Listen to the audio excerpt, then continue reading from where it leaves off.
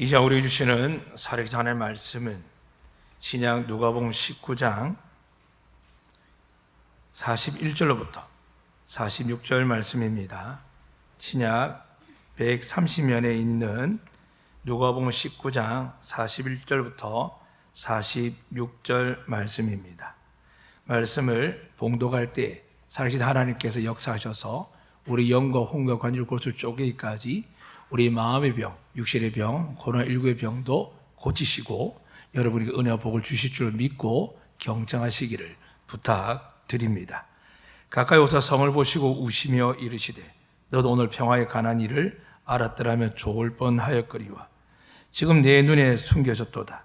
날이 이를지라 내 원수의 토둔을 쌓고 너를 둘러 사면을 가두고 또 너와 및 그 가운데 있는 네 자식들을 땅에 메어 치며 돌 하나 돌 위에 남기지 아니하리니 이는 네가 보살핌 받는 날을 알지 못함을 이남이니라 하신지라.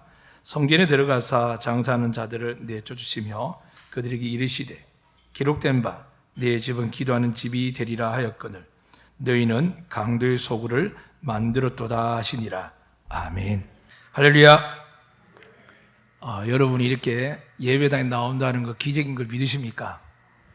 예, 제 주변 교회 어떤 교회를 말할 수 없지만 담임 목사님 몇 분이 목사님 기도해 주세요. 제가 확진되어 가지고 비대면으로 예배 드립니다. 지금 치료 중입니다라고 이렇게 한두 분이 오는 게 아닌 것 같아요.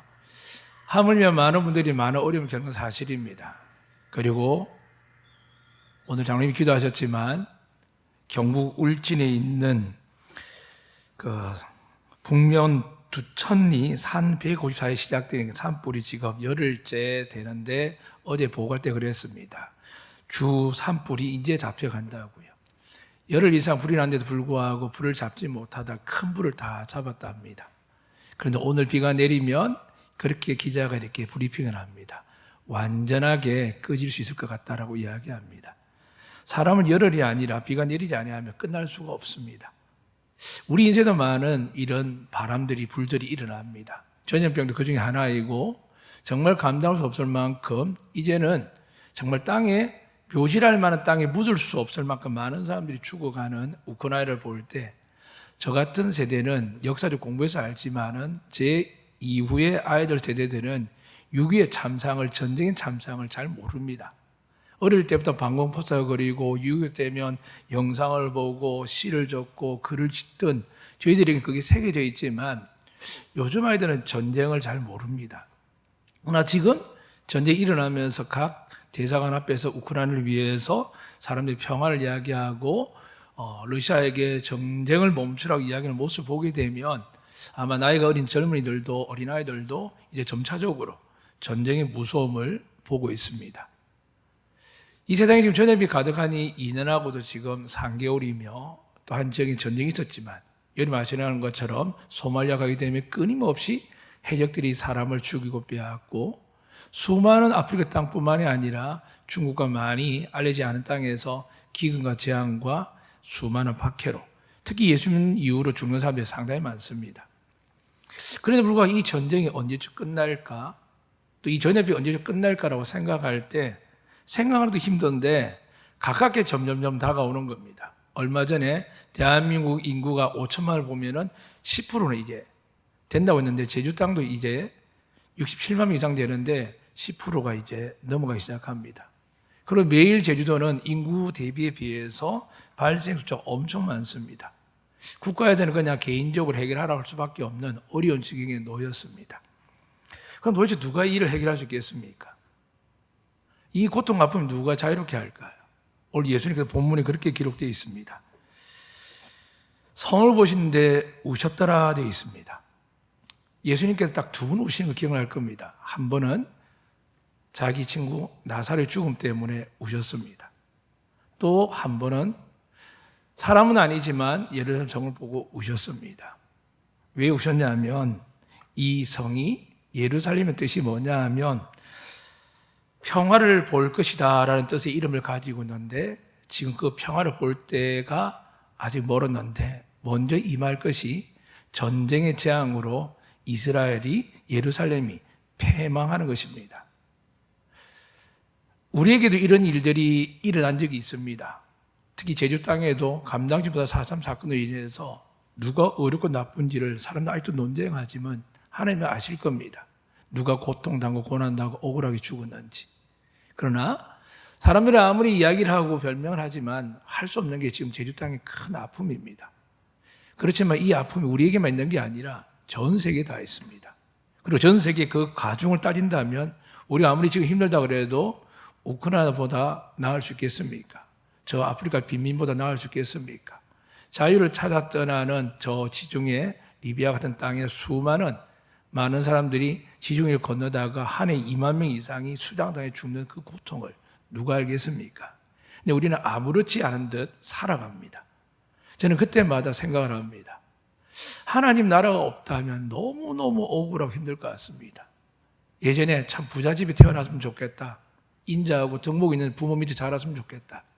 사람들이 하는 것처럼 정말 씨가 좋은 씨를 받기 위해서 연결하는 과거의 귀족이나 어른들이 한 것처럼 그렇게 태어나지 못한 사람들, 특히 요즘 서울에 살면서 집이 없는 사람들, 그 모든 사람이 그 원망도 있을 때 이 원망은 작게 집부터 시작해서 생명에 관계되고 자유에 관계되는 만큼 이 지구 하나 속에도 엄청난 슬픔과 고통이 깃들여 있는 것을 우리는 보고 있습니다. 다만 우리는 우리 살아가는 일에 바빠서 잊어버리고 또한 교회에 와서 예배드리고 나면 힘을 얻고 용기를 내는 은혜 가운데서 또 우리는 다른 걸 잊어버릴 때 있습니다. 그러나 오늘 주님께서 2000년 전에 예루살렘 성을 보고 우셨습니다. 그 성전은 뭐냐 하면 하나님이 이스라엘을 위해서 특별히 세워준 성전이었고 그 성전이 솔로몬 때 세워진 이후에 다시 그들이 바빌론에 의해서 한번 침략당하고 성전이 불타 없어졌습니다. 그 두 번째 세워진 게 스룹바벨이 그 바사왕 고레스가 바빌론 전쟁 이기고 나서 은혜를 베풀어서 하나님의 은혜를 베푸셔서 이 스룹바벨에 가서 솔로몬이 지은 성전보다 너무나 더 빈약하고 초라하지만 성전을 지었습니다. 그리고 오늘 등장하는 것이 그 성전에 덧대어서 확장한 사람이 헤롯 대왕인데 왜 이 성이 지금 멀쩡한데 이렇게 무너지고 아이들이 죽고 괴로움을 당하고 망할 것이라고 주님이 말씀하고 우셨을까요? 주님 주후 70년대에 로마의 장군 티투스라는 사람이 있습니다. 이 사람이 군대를 이끌고 와서 정말 예루살렘 성을 초토화시킵니다. 그리고 그 위에다 뭘 세웠냐면 그 당시에 로마 황제가 있는데 그 황제가 78년부터 약 118년 살 동안 거기다가 로마식 신전을 세웠습니다. 그리고 지금 뭐가 세워있느냐? 여러분이 이스라엘 성기 사진을 보면은 반짝반짝 빛나는 황금돔을 볼 겁니다.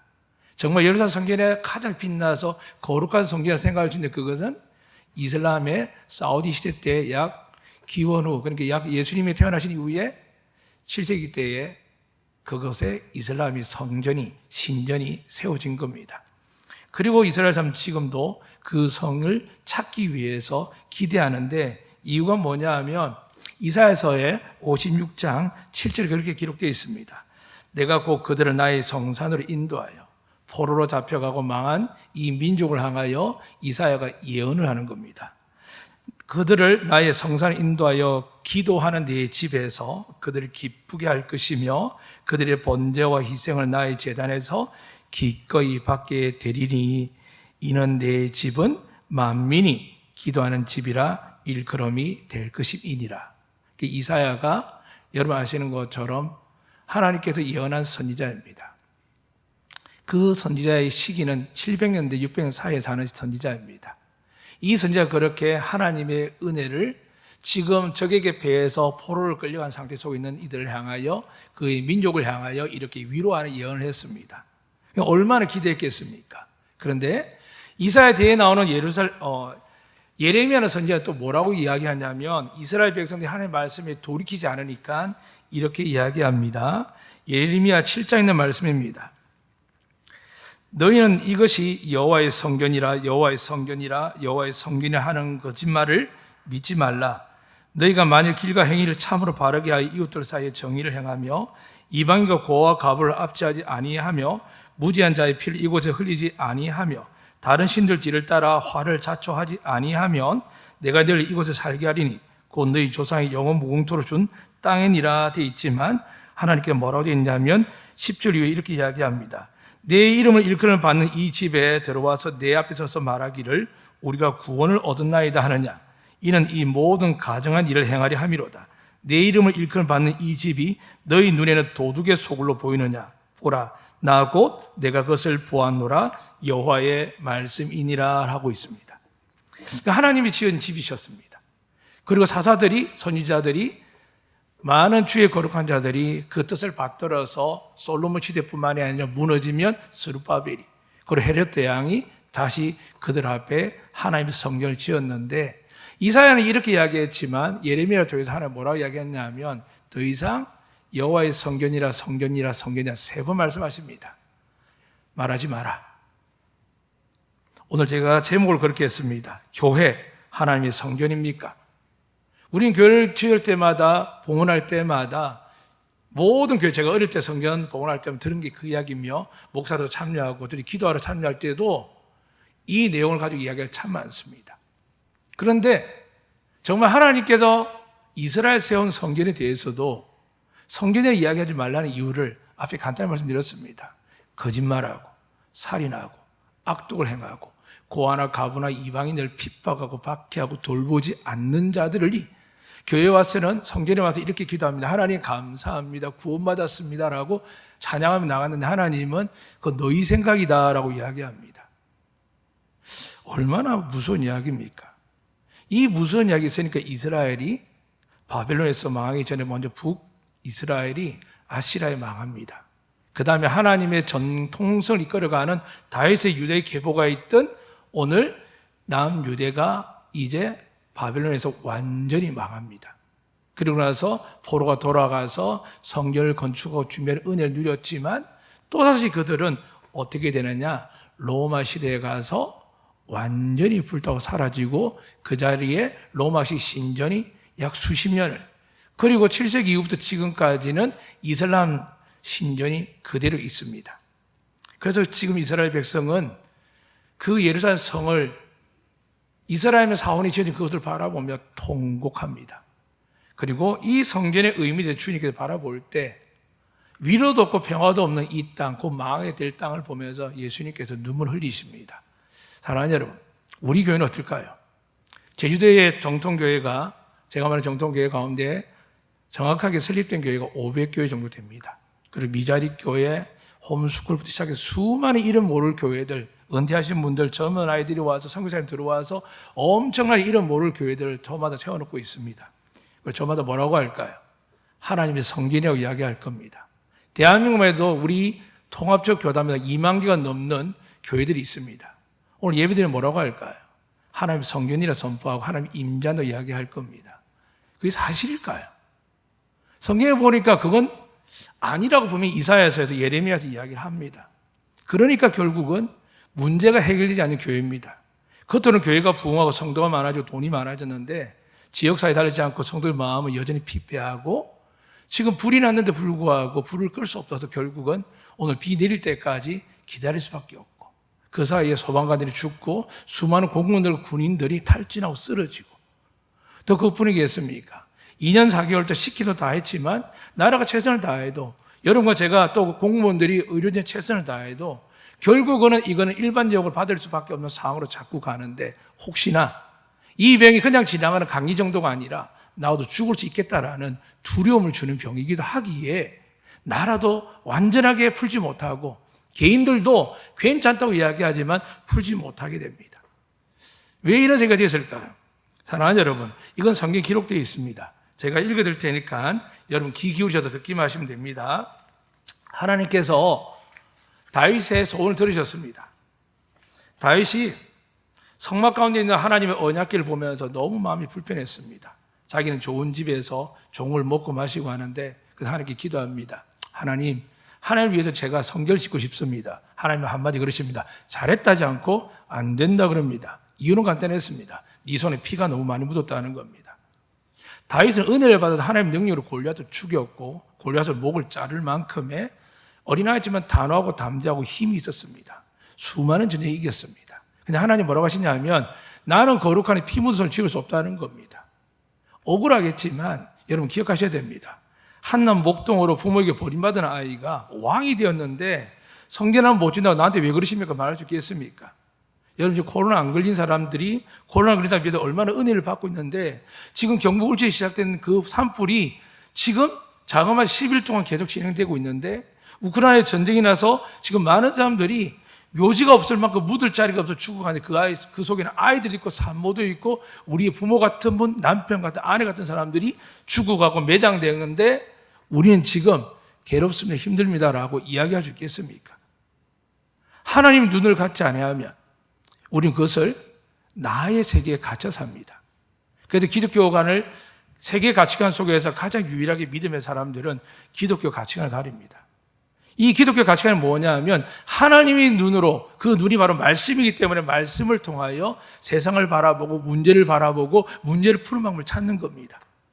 아무리 타고난 역사적 학자라도 정치가라더라도 경제 논리가 하더라도 어느 누구도 세상의 문제를 해결할 수 없는 것 21세기 지금도 보고 있습니다.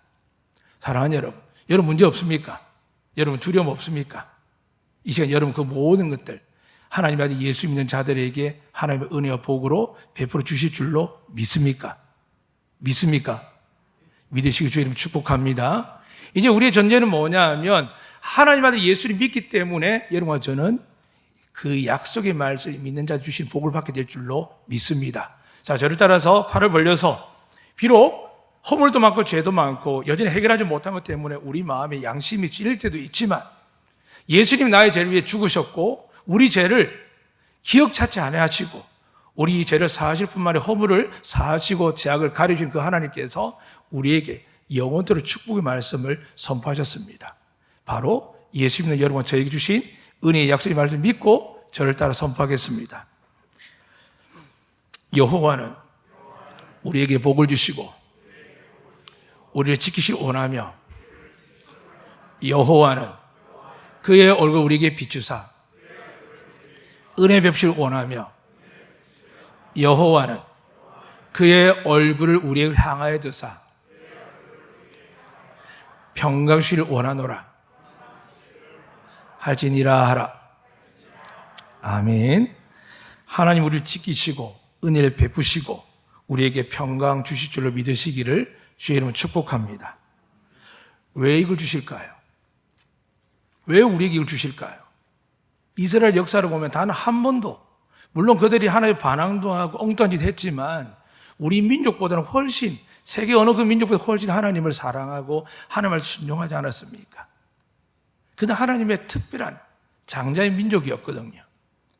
그래서 그들에게 예수님이 없을 때는 하나님 뭘 주셨냐면 십계명을 주셨습니다. 율법을 주셨습니다. 그것도 사람들이 원하니까 주셨습니다. 아브라함 때는 죄를 짓고 믿음의 조상이라 하지만은 자기 아내를 누이라 속이는 두려움 있는 사람이었지만 하나님은 죄로 삼지 않으셨습니다. 왜요? 하나님이 법이 아브라함 때는 없었거든요. 그러나 이스라엘 사람들이 하나님을 너무 원하는 것을 하나님 들으시고 원하는 그 복을 받기 위해서 율법을 주셨습니다. 그 율법 아래 있는 이들이 어떤 일을 했느냐? 너무 전쟁이 피폐하고 망하고 괴로움을 당하니까 다윗 같은 사람이 나타나서 우리가 정말 이 세상에 안전하게 거할 것은 하나님의 집밖에 없구나 생각하고 다윗은 그렇게 고백했습니다. 저는 여호와의 성전에서 문지기라도 좋으니 다윗은 그 성전을 지을 때 우리를 보호하고 지키고 은혜를 내려달라고 기도한 적이 없습니다. 그냥 나는 하나님께 가고 싶다는 겁니다. 그런데 솔로몬은 한술 더 뜨는 겁니다. 뭐라고 기록했냐면 열왕기상을 제가 간단히 읽어드릴 테니까 귀로 들으시기 바랍니다. 여호와의 궤와 해막과 성막 안에 모든 거룩한 기구들을 메고 올라가되 제사장과 레위 사람이 그것을 메고 올라가매 솔로몬 왕과 그 앞에 모인 이스라엘 회중이 그와 함께 그 궤 앞에서 양과 소로 제사를 지냈으니 그 수가 많아 기록할 수도 없고 셀 수도 없었더라. 그 궤 안에는 두 돌판 외에는 아무것도 없으니 여호와께서 저희와 언약을 맺을 때에 모세가 호렙에서 그 안에 넣은 것이라. 제사장이 성소에서 나올 때에 구름이 여호와의 성전에 가득하더라. 그리고 뒤에 가면 9장에 하나님께서 솔로몬을 만나십니다. 그런데 솔로몬이 뭐라고 기도하냐면 하나님 여호와의 말씀대로 내가 아버지 다윗에 이어서 일어나 이스라엘 왕위에 앉고 이스라엘 하나님 여호와의 이름을 위하여 성전을 건축하고 그렇지만 하나님이 참으로 땅에 거하시리까 하늘과 하늘들이 하늘이라도 주를 용납하지 못하겠거든 하물며 내가 건축한 이 성전이오리까. 그러나 내 하나님 여호와여, 주의 종의 기도와 간구를 돌아보시며 이 종이 오늘 주 앞에 부르짖음과 비는 기도를 들으시옵소서라고 이야기하면서 끊임없이 이 성전의 자기와 백성들이 더 나가서 멀리 떨어져서 혹은 이스라엘 백성 하나님께 범죄해서 적국에 끌려가는 일을 깨닫지도 알지도 못한 이 솔로몬이 말씀에 고백합니다. 우리가 하나님께 범죄하여 포로가 되어 끌려가서 그곳에서 다시 돌이켜서 회개함으로 성전을 향하여 기도할 때 하나님께서 은혜를 베푸사 우리를 지배하고 다스린 그들을 우리를 불쌍히 여기게 해달라고 이렇게 기도하며 더 나아가서 때가 되면 우리를 다시 돌아오게 해달라고 기도할 때에 성전을 바라보며 기도할 때 그것이 이루어지게 해달라고 고백하는 내용이 솔로몬의 오늘 신명기 8장 기록입니다. 그리고 나서 어떻게 되냐면 이 열왕기상 8장 기록이 9장으로 가면 하나님께서 응답하시기 이렇게 말씀합니다. 내가 다윗에게 약속한 대로 내가 너에게 약속한 대로 반드시 이룬다. 그런데 뭐라고 말씀하냐 하면 그럼에도 불구하고 너희가 나를 따르지 않고 다른 신을 섬기고 그를 경배하며 라고 하시면서 뭐라고 했냐면 내가 너에게 맹세한 이 성전을 내가 버릴 것이다 라고 이야기합니다. 사람들은 자꾸 절대적 이야기합니다. 이단들의 문제가 거기에 있습니다. 끊임없이 이단들은 붙들고 이거 놓치면 죽을 것 같아 겁을 냅니다. 그런데 성경은 절대적 붙들 수 있는 게 없습니다. 누구만 붙들면 됩니까? 예수 그리스도만 붙드시기를 주님은 축복합니다. 이런 성경을 향하여 이스라엘 백성들은 계속 위로받기를 원합니다. 하나님께서 모세를 불러서 그들에게 율법 주기 전에 40일 동안 모세를 면대하십니다. 그동안 뭐 했습니까? 당장에도 며칠 가지 않아서 금가락지 금팔찌를 다 꺼내어서 금송아지를 만들어 놓고 하나님을 이야기합니다. 그래서 하나님 믿습니다. 그런데 하나님을 자기 마음대로 믿는 경향이 있습니다. 오늘 교회들이 교단들이 얼마나 자기 마음대로 믿는 성향이 많습니까? 그러나 우리는 예수 그리스도만 믿는 예수님은 우리 구세주를 믿는 하나님의 자녀인 줄 믿습니다. 이 은혜 안에 거하는데 이 구약 때는 그럴 수가 없지 않습니까? 그래서 그들은 계속 뭘 원하느냐? 예수님이 나타나서 하나님의 기적과 능력을 행함에도 불구하고 그들이 정말 원하는 것은 다윗 때의 소원을 들어주시고 솔로몬 때 이루어진 그 성전이 역사하기를 원하는 겁니다. 그리고 솔로몬 때 기도한 대로 하나님이 그렇게 들으신다고 약속은 했지만 이 약속은 망각하는 겁니다. 너희가 내가 준 명령과 뜻을 따르지 않고 너희가 나 하나님을 떠나서 다른 신을 섬기면서 그를 경배하면 내가 너에게 준 이 성전을 버릴 것 했는데 이스라엘 백성들이 바벨론에 의해서 성전이 불타 없어집니다. 그리고 느부갓네살 다시 돌아와서 이 바벨론이 무너지고 바사 왕국이 세워지고 나서 다시 돌아와서 작은 성전을 건축합니다. 그게 아주 힘도 없이 신이 옵니다. 그러다가 헤롯 대왕 때 이것을 정축하는 겁니다. 그리고 어떤 일이 일어납니까? 오늘 말씀에 읽어드리겠습니다. 누가복음 19장입니다. 가까이 오사 성을 보시고 우시며 이르시되 너도 오늘 평화에 관한 일을 알았더라면 좋을 뻔하였거니와 지금 내 눈에 숨겨졌도다. 날이 일지라 내 원수들이 토둔 쌓고 너를 둘러사면으로 가두고 또 너와 및 그 가운데 있는 네 자식들을 땅에 메어치며 돌 하나도 돌 위에 남기지 아니하리니 이는 네가 보살핌 받는 날을 알지 못함을 인함이니라 하시니라. 성전에 들어가사 장사하는 자들을 내쫓으시며 그들에게 이르시되 기록된 바 네 집은 기도하는 집이 되리라 하였거늘 너희는 강도의 소굴을 만들었도다 하시니라. 사랑하는 여러분, 성전의 뜰에 지금 사람들 위해서 아주 먼 곳에 오는 사람들이 아무리 구분한 양을 염소를 가져온들 한들 그 긴 시간 그러면 어떻게 될까요? 우리도 여행 중에는 옷이 더러워지고 해지고 땀이 범벅되지 않습니까? 처음에는 아무리 조심해도 안 되는데 가까이 다가올수록 실패할 때 많습니다. 그래서 생긴 게 그 예루살렘 성 갈만산 기슭에 4군데의 재물 파는 데가 있습니다. 공식적으로. 그래서 파는 데 가서 돈을 주고 살 수 있도록 깨끗한 재물을 살 수 있도록 했는데 오늘 본문에 뭐라 되어 있냐면 성전 안에 들어와 있는 걸 아실 겁니다. 누가 기득권을 가지고 있냐면 제사장들이 기득권을 갖고 있습니다. 성전 밖에 있다 할지라도 그들이 뭐라고 이야기합니까? 성전들에 파는 것이 훨씬 거룩하다라고 이야기하면서 팔기 시작합니다. 그런데 그 파는 것을 자기가 팔 수 어떻게 합니까? 판매자를 불러들여서 성전들을 땅을 나눠 투기하지 분할해서 나눠놓는 겁니다. 조금이라도 이윤을 남기기 위해서 제사장에게 돈을 주기 위해서 어떻게 될까요? 목소리를 외치고 사람들을 끌어오는 호객 행위를 하는 겁니다. 하나님의 성전에 이런 일이 일어난 겁니다. 그래서 하나님께 예레미야를 통하여서 여호와의 성전이라 여호와의 성전이 여호와의 성전이 하지 마라. 너희가 나를 따르지 않고 재물에 눈이 어둡고 재물에 너희가 탐욕이 빠진다면 하나님 말씀하셨죠. 모든 악의 근원이 돈을 사랑함이거든요. 그런데 제사장들이 그 구분된 성전 안에 주님 뭐라고 하셨습니까? 이사야서 앞에 읽어드렸습니다. 나의 성전을 인도하여 기도하는 내 집에서. 그러니까 하나님의 집, 성전의 의미는 뭐냐 하면 기도하는 집입니다. 그 기도하는 집에 들어올 때 하나님 뭐라고 약속했냐면 그들을 기쁘게 할 것이며, 오늘 여러분 하나님이 기쁘게 해 주실 줄 믿으시면 아멘. 하나님 여러분 기쁘게 할 줄 믿습니다. 그리고 이렇게 말씀합니다. 그들의 번제와 희생을 나의 제단에 기꺼이 받게 되리니. 여러분은 온전한 마음으로 들어오면 하나님께서 기쁘게 할 뿐만이 아니라 우리가 비록 많은 걸 드리지 못하지만 하나님 뭐라고 하신다고요? 우리의 예배를 받으시겠다는 겁니다. 할렐루야. 그런데 이 예배가 어떻게 되었다고요?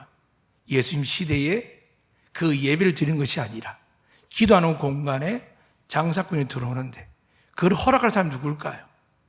종교 지도자밖에 없습니다. 이스라엘은 정치 지도자보다 랍비가 훨씬 높습니다. 랍비 말이면 모든 여론이 바뀝니다. 사랑하는 여러분, 오늘날 교회는 어떻습니까? 여러분 잘 모르지만 신학을 공부를 좀 해본 분들, 상식 분들 아실 겁니다. 종교개혁이 왜 일어났죠? 중세의 캐톨릭들이 황제보다 높다 보니까 어떻게 했냐 하면 돈이 필요하니까 면죄부를 팝니다. 하나님의 구원은 오직 예수 그리스도 구세주를 믿는 것밖에 없는데 면죄부를 주면 네 죄가 이 종이를 사면 네가 제사함을 받는다는 겁니다. 이 말씀 가운데 속에 제게 깨달음 주셨습니다. 여러분에게 헌금을 강요하지는 적은 없습니다. 근데 혹시 헌금을 이야기하다가 여러분 헌금을 내기 않으면 복을 받지 못합니다 라고 전달됐다면 잘못된 겁니다. 하나님께 드리는 것 기꺼이 여러분이 코로나 안 걸려서 돈 들어가지 않는 수많은 상황들, 아프지 않는 상황들, 고통받지 않는 상황들을 우리 영적으로 계산해서 하나님 은혜입니다라고 감사한금을 드리는 겁니다. 남들은 어렵게 살아가지고 여러분 삶을 생계를 지켜주셨기 때문에 여전히 안전하게 살고 있기 때문에 하나님이 은혜입니다라고 그 부분의 작은 것을 하나님 앞에 신앙의 고백을 위해서 드리는 건 맞습니다. 그러나 중세 면죄부를 팔듯이 교회에서 11조를 해야 복을 받는다, 어떤 헌금을 작정 헌금을 해야 된다, 교회 건축 뭘 해야 된다라고 헌금을 강요한다면 이 시대와 우리와 다를 게 뭐가 있겠습니까? 사랑하는 여러분, 하나님이 받고자 하는 예배는 처음 예배 시작할 때 우리 영과 진리로 예배하는 일 찾는다고 했습니다. 그래서 주님 말씀하셨죠. 이제는 야곱의 우물도 아니고 예루살렘 성도 아니라고 했습니다. 그런데 그들 더 불효가 이방인과 타락한 자를 대표하는 사마리아에서는 야곱의 우물에서 예배를 드리고 있고, 영적인 히브리라는 그들은 예루살렘 성이 지금 무너져 있는 그곳을 향하여 예배 드리고 있을 때 우리 하나님 아들인 예수님 말씀하는 겁니다. 이것도 저것도 아니고 오직 영과 진리로 예배 드린다라고 이야기하는데, 이스라엘 백성들이 예수를 믿지 않으니까 어떻게 합니까?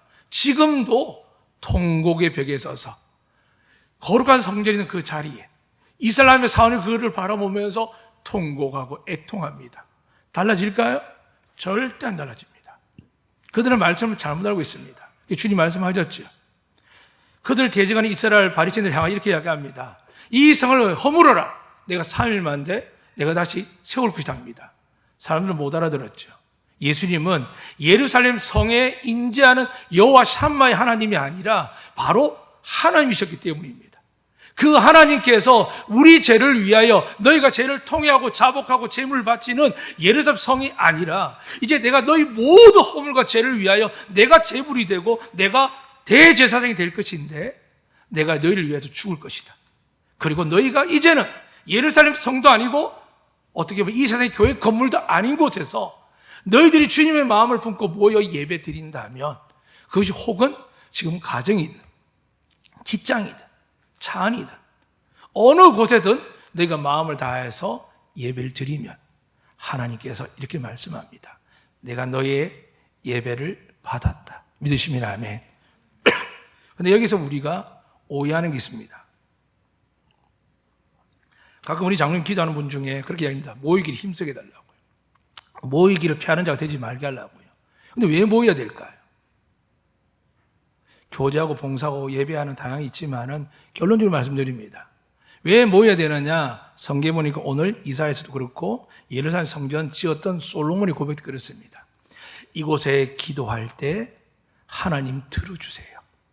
우리가 죄를 범해도 긍휼히 여기서 용서하시고 우리가 하나님께 범죄하여 쫓김을 당하고 다른 나라에 끌려갈지라도 그 나라 사람들이 하나님 우리를 돌리실 때까지 그 하나님을 알지 못하는 자들이 우리 백성들을 긍휼히 여겨주세요. 그리고 때가 되면 반드시 돌아오게 해주세요.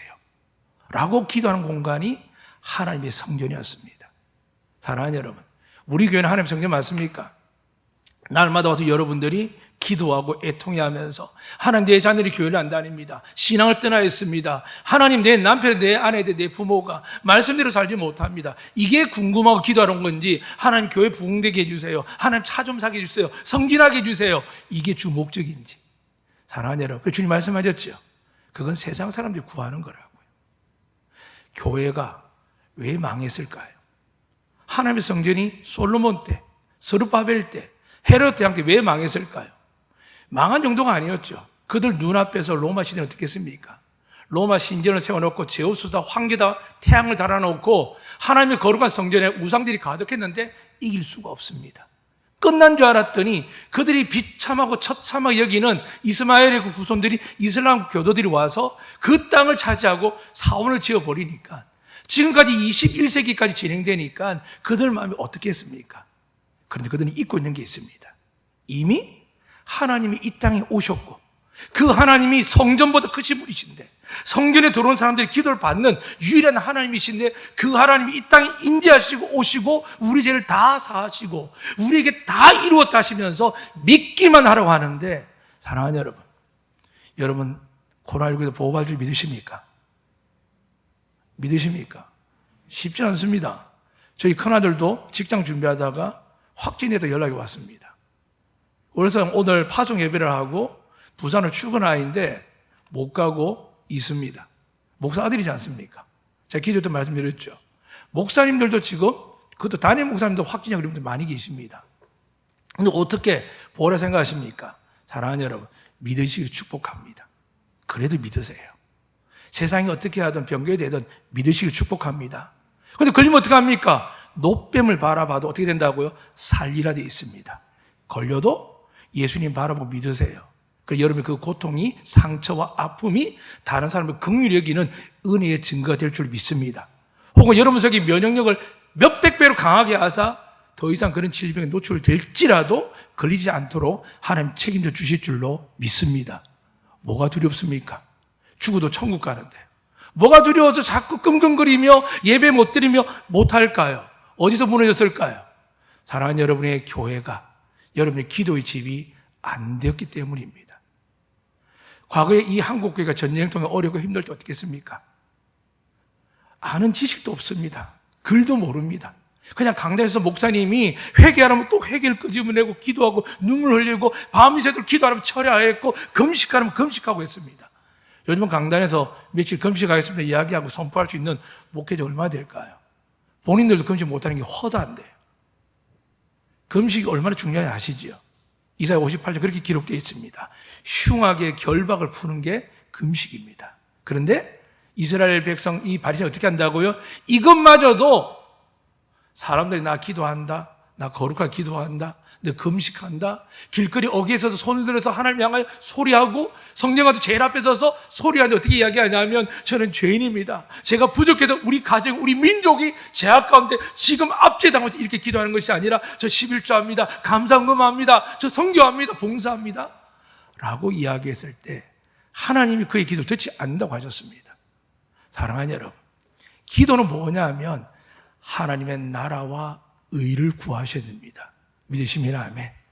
내가 택함받고 내가 사랑받고 은혜받고 여전히 코로나 걸리지 않았는데 움츠러드는 것이 아니라 믿고 복음을 전하고 믿고 사랑을 전하고 더 나아가 어떻게 한다고요? 내가 죽을지라도 하나님 복음을 들고 아픈 자들 향하여 고난당한 자를 향하여 나아가는 것을 성경은 말합니다. 안전하게 보호받는 것 하나님만이 하실 줄 믿습니다. 그러나 우리 모두가 믿음이 다릅니다. 이스라엘은 이게 안 되기 때문에 자기들이 압니다. 자기들의 죄가 많은 거 부족한 거 압니다. 그들은 아무리 거룩해도 부자 청년이 와도 단번에 예수 앞에 섰을 때 죄가 들어서 후회하고 근심하며 돌아갑니다. 어릴 때 철저하게 율법을 지키고 믿음 생활해도 그렇게 됩니다. 하물며 여러분은 이방인입니다. 하나님 알면 얼마나 알까요? 여러분이 정말 앞에 있는 목회자나 혹은 열심을 다하는 장로님만큼 알겠습니까? 그런데 왜 편안하게 살 수 있을까요? 우크라이나 전쟁이 일어나고 경북에서 강릉에서 불이 일어나는데 왜 편안할까요? 우리가 편할 때 은혜라고 이야기하기는 어렵습니다. 그러나 기억하셔야 됩니다. 그 모든 환난과 역경이 우리 곁에 오지 않는 것을 하나님 은혜인 줄 믿으시면 아멘. 오늘 성경 말씀 중에 앞에 읽어드리지 않았지만 신명기 이렇게 기록되어 읽어드리겠습니다. 제가 열왕기상 8장에 있는 말씀을 읽어드리겠습니다. 8장 35절에 보면 그렇게 기록되어 있습니다. 만일 그들이 주께 범죄함으로 말미암아 하늘이 닫히고 비가 없어서 주께 벌을 받을 때에 이곳을 향하여 기도하며 주의 이름을 찬양하고 그들의 죄에서 떠나거든 주는 하늘에서 들어서 주의 종들과 주의 백성 이스라엘 죄를 사하시고 그들이 마땅 행할 선할 길을 가르쳐 주시오며 주의 백성에게 기업으로 주신 주의 땅에 비를 내리시옵소서.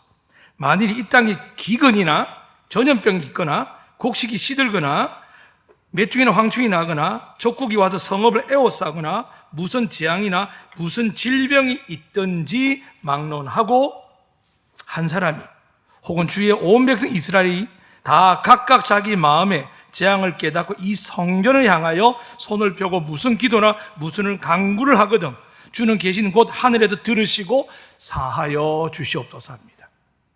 사랑하는 여러분, 우리가 겪는 가뭄, 산불, 재앙 이런 것들 이미 성경에 다 기록되어 있습니다.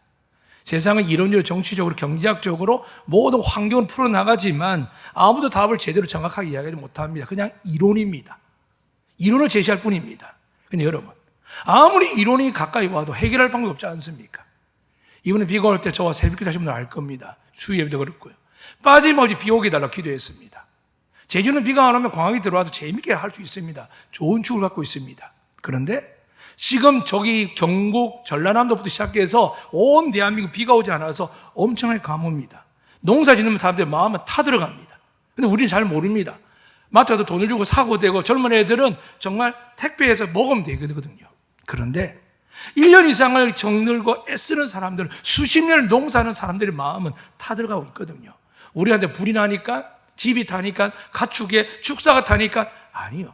불은 불이지만 비가 오지 않아서 엄청난 고통이 지금 대한민국에 있는데 정치 문제로 다 덮어지고 코로나 문제로 다 덮어지고 더 나가서 우크라이나 이야기를 다 덮지만은 보이지 않는 여러분의 가족과 형제, 친척들은 지금 고통 가운데 있습니다.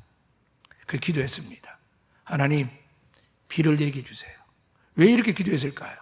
과거는 여러분, 제가 자랄 때도 그랬습니다. 비 안 오면요, 각 지방에서 양반이든 많은 사람 나와가지고 기우제를 지냈습니다. 비 좀 오게 달라고요. 그럼 교회는 어떻게 했을까요? 모여서 기도했습니다. 방송에 비가 안 오거나 큰 일이 생기면 교회마다 새벽마다 저녁마다 철할 때마다 목사님이 선포하고 리더가 선포하면서 우리 기도합시다 그랬거든요. 기도하십니까? 왜 망할까요? 왜 이렇게 힘들까요? 왜 코로나19가 오래 갈까요? 하나님은 분명하시거든요. 여러분과 저는 기도함으로 통해서 보호받은 줄 믿습니다. 여러분 자녀도 보호받은 줄 믿습니다. 그 보호받음을 더 견고하기 위해서 하나님 뭐라고 하셨습니까? 내 이웃을 사랑하라 하셨습니다. 우리가 속한 화순을 위해서 기도하시기를 축복합니다. 우리가 속한 안덕과 서귀풀 기도하시기를 축복합니다. 우리가 사랑하는 이 땅 제주도를 위해서 기도하시기를 축복합니다. 우리 자녀들이 있는 대한민국 모든 곳에서 하나님의 은혜가 있기를 기도하시기를 축복합니다. 해외에 있는 아이들에게도 하나님께서 배우자 있는 사람들에게, 부모 있는 사람들에게도 우린 기도하셔야 됩니다. 하나님께 기도하셔야 됩니다. 그래도 우리 교회는, 많은 교회들은 그렇습니다. 새벽마다 교회들이 목표를 정합니다. 누가 잘 모르지만은 10%만 그래도 기도하게 해달라고, 11조 하게 해달라고. 감사 저기는 11조를 합니다. 근데 하나님 11조에서 그럴까요? 아니요. 두세 사람이 내 이름으로 모인 것에 전심으로 기도하면 하나님 들어주실 줄로 믿습니다. 사랑하는 여러분, 재앙은 다가옵니다. 질병도 다가옵니다. 전쟁도 다가옵니다. 하나님이 멈추지만 우리에게 임할 수 있는 사건들입니다. 우리가 지금 우크라이나 보면서 우리 바로 코앞에 북한이 있는데, 특히 더 저 미친 사람이 있는데, 여러분 거기 마음이 놓아지십니까? 전쟁을 경험한 세대들은 불안합니다. 미사일 쏘면 우리는 그냥 시위 한번 했다라고 젊은 애들 아무 생각 없겠지만, 어른들은 가슴이 콩닥콩닥거려서 잠을 못 잡니다. 또 전쟁이 일어날까 봐요.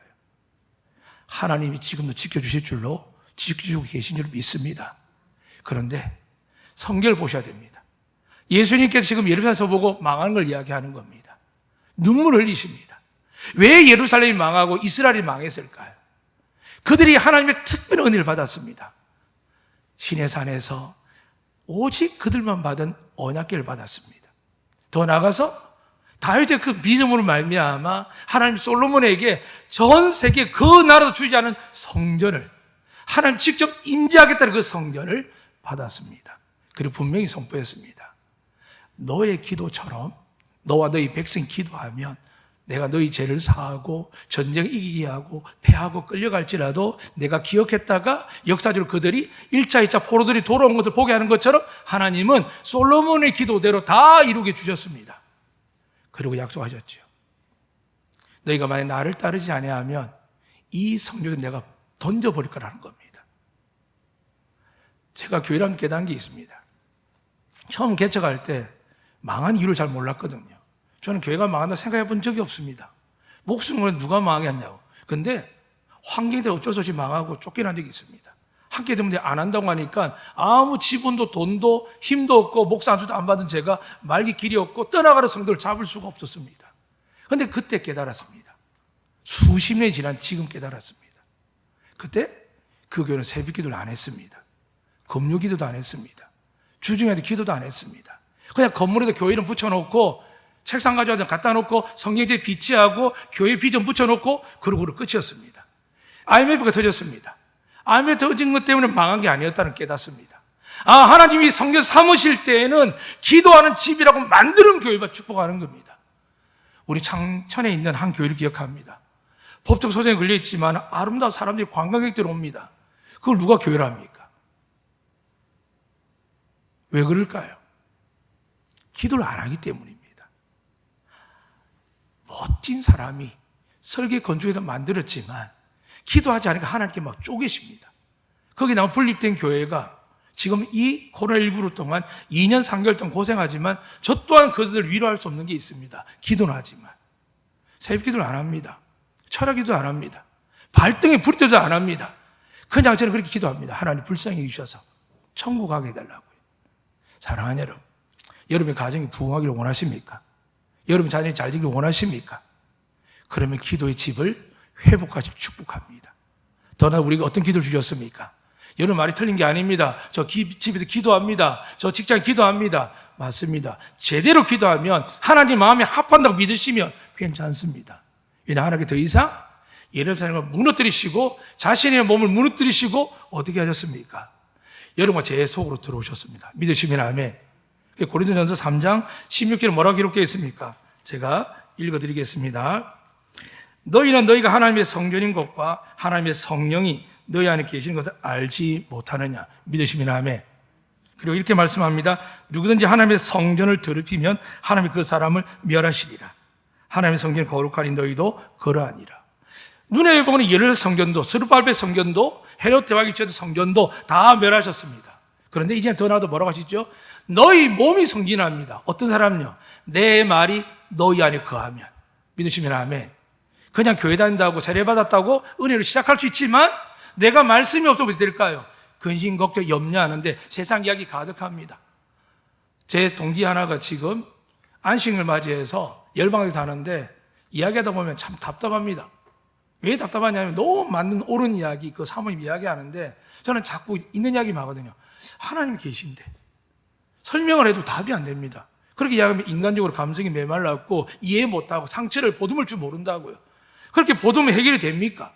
하나님이 사랑을 하셨지만 사랑의 전제가 뭘까요? 내 말에 거하면, 나만 따르면 할 때 하나님이 사랑이 있는 것이지 아무나 사랑하는 거 아니고 아무나 구원하는 게 아닙니다, 여러분.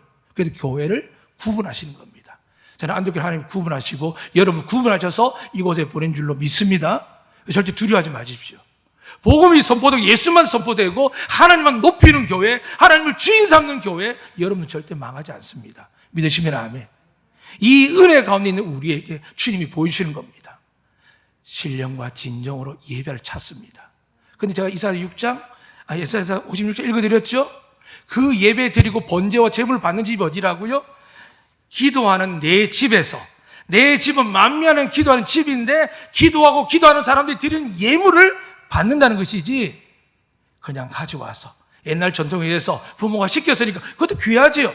그러나 여러분, 귀하다고 이야기하기 그건 정답은 아닙니다. 여러분 정말 하나님께 50, 30배, 60배, 100배 복받기를 원하십니까? 그럼 예수님 바라보셔야 됩니다. 우리가 할 수 있는 게 뭘까요? 기도하는 집을 회복해야 됩니다. 여러분 심령이 하나님이 성전이 했으니까 어떤 의미입니까? 말씀이 예수 그리스도가 없는 데가 성전이 될 수 있습니까? 우리 예수 믿기 때문에 여러분과 제가 하나님의 성전이 된 줄 믿습니다. 이 성전을 유지하고 깨끗하게 하는 방법이 뭘까요? 기도하는 겁니다. 날마다 하나님 보좌 앞에 나가 기도할 때 우리 허물과 죄가 있는데 우리 허물을 사하시고 죄악을 가려주시니까 오늘도 내일도 죽을 때까지 죄를 범하지만 어떻게 될까요? 여러분이 기도하기 때문에 우리 죄가 사함받을 줄로 믿습니다. 여러분이 기도하기 때문에 우리 자녀들이 징계를 받아야 되고 내 남편이 내 부모 중에 징계를 받아야 불구하고 내 형제 중에 징계를 받아야 불구하고 여러분 제가 기도하고 있으니까 하나님 어떻게 한다고요? 지나치는 겁니다. 믿으시면 아멘. 기도하는 교회가 아니면, 기도하는 성도가 아니면 이런 날이 곧 옵니다. 코로나가 옆에 있는데 내 안으로 들어옵니다. 내 안에 들어왔는데 예수님이 계시면, 성경이 계시고 기도하면 어떻게 된다고요? 떠나버립니다. 약을 잘 먹고 처방을 잘 받는 게 아니라 이상하게 떠나갑니다. 할렐루야. 사랑하는 여러분, 이제 마지막으로 마치겠습니다. 정말 하나님 믿으시지요? 예수님을 구세주로 믿고 계시지요? 그러면 말씀이신 하나님을 많이 담으셔야 됩니다. 어제 제가 계속 몇 개월 지나보면서 성경 읽는 것에 대해서 보이지 않게 이야기를 합니다. 한 청년이 섭섭했는지 제 말을 듣고 나서 막 속상했는지 문자가 왔습니다. 제가 다른 말을 안 하고 그렇게 했습니다. 그 친구에게. 하나님의 말씀을 읽어야 네 안에 하나님의 능력이 일어나고 그 말씀 읽고 기도해야 하나님의 권능이 일어난다라고 이야기 말했습니다. 속상하겠지요. 지금 수많은 사람이 어려움을 당합니다. 여러분과 고통, 아픔을 누가 이해할까요? 근데 그거 가지고 해결이 됩니까? 교회 와서 찬양하고 고백할 때 우리 마음이 활짝 열렸는데 그냥 우리 그럴 수 있다, 그럴 수밖에 없다라고 이야기한들 오늘 당장 여러분 집에 가고 또 한 주 살아갈 때 무슨 용기로, 무슨 의리로 살 수 있습니까? 하나님밖에 없습니다. 그 하나님을 어떻게 인간적으로 설명하며 문학적으로 설명하며 인위적으로 설명하겠습니까? 하나님 이렇게 말씀하셨습니다. 하나님 누구십니까? 라고 했을 때 나는 스스로 있는 자니라. 너희가 슬플 때나 기쁠 때나 너희가 병들고 아플 때나 건강할 때나 나는 항상 하나님이다 라고 이야기하는데 사람들, 목사들 그 하나님을 갖다 붙였다 하기 때문에 사람들이 교회를 쫓아다니고 목사를 쫓아다니고 하는 겁니다. 사랑하는 여러분, 여러분 속에 하나님이 계신 줄 믿으시면 아멘. 말씀이신 하나님 여러분을 지키신 줄 믿으시면 아멘. 그 말씀이 살아 역사하기 위해서 하나님 뭐라고요? 기도하는 집이 되어야 한다는 겁니다. 우리 교회. 그래서 하나님께서 은혜 주셔서 항중이들과 함께 어떤 주일날에라도 정말 달려 제주시에서 기도하는 장님들이 계시고 성도들이 계셔서 너무 감사합니다. 하나님 그걸 보시고 우리 안독교 여러분에게 은혜 주실 줄로 믿습니다. 그런데 여러분, 기도는 부탁하는 게 아닙니다. 중보기도 여러분에게 은혜 되기 위해서는 뭘 해야 될까요? 여러분이 믿고 기도할 때, 여러분의 기도집에 교회를 찾아와서 매일 밤낮으로 기도할 때, 여러분 마음속에 말씀을 의지하여 날마다 기도할 때 하나님은 21세기지만 코로나가 지금 10% 이상 20% 30% 가겠지만 두고 보십시오. 저를 지켜보십시오. 안 걸리기도 하겠지만 걸려도 끄떡없다는 것을 보여드릴 겁니다. 저는 믿습니다. 그리고 죽든 하더라도 저는 그렇게 고백할 겁니다. 하나님 말씀에 기록되어 있고 제가 거룩해서 믿음이 좋아서 아니요. 저는 죄인입니다. 여러분보다 더 많은 죄를 짓기는 마음으로 죄를 짓는 연약한 자입니다. 그런데 하나님을 믿습니다. 그 하나님의 살아계신 예수를 믿습니다. 그 여러분을 향한 기도를 끈을 놓지 않았을 때 예수님께서 보좌 앞에서 기도하시고 성령께서 우리가 기도하지 못할 때 단식함으로 기도하는 것처럼 저처럼 부족하고 연약해도 여러분을 위해서 기도하고 저와 장로님들과 몇몇 성령님들이 자기 자녀를 위해서 기도하지만 전체적으로 여러분을 위해서 기도하는 그 기도가 지금 안동교회 새벽 재단을 수요 예배 때 그리고 보이지 않게 기도하고 있습니다. 이 은혜가 하나님 주신 줄 믿습니다. 기도하시고 말씀 붙으셔서 세상의 전염병뿐만이 아니라 어떤 위험과 악한 일들, 재앙과 전염병에서 전쟁에서 여러분을 보호하신 그 하나님 앞에 여러분이 드려지는 참 예배자와 기도자가 되시기를 주의 이름으로 축복합니다. 아멘. 살아계신 하나님 참 감사합니다. 재앙이 가득하고 전쟁이 일어나서 내 아이 같은 아이들이, 내 아들 같은 딸 같은 아이들이, 내 아내 같은 내 남편 같은 사람들이, 나의 부모 같은 분들이 피난길에 가도 죽음을 당하는 걸 보게 됩니다. 그 고통을 당하는 저들을 불쌍히 여겨 주시옵소서. 또한 영적 전쟁으로 전염병으로 전쟁하는 이 지구의 모든 땅을 불쌍히 여겨 주시옵소서. 특히 저희 안덕교를 제주 땅에서 세우셨사온데 하나님 참된 성전 되게 하여 주시옵소서. 이곳에 기도할 때 화순과 안덕과 제주들 보호하여 주시고 이곳에 기도할 때 하나님 대한민국을 보호해 주시고 온 땅에 흩어진 우리 믿음의 자녀들, 배우자들, 부모님들, 형제들을 지켜 주시옵소서. 이제 저희 마음가운데 결단하기를 원하옵는데 하나님께서 하감해 보시고 그 마음속에 믿음을 가진 자들에게 기도하기를 결단한 자들에게 성령을 부어 주시옵소서. 성령을 충만케 하여 주시옵소서. 예수 그리스도 이름으로 기도드리옵나이다. 아멘.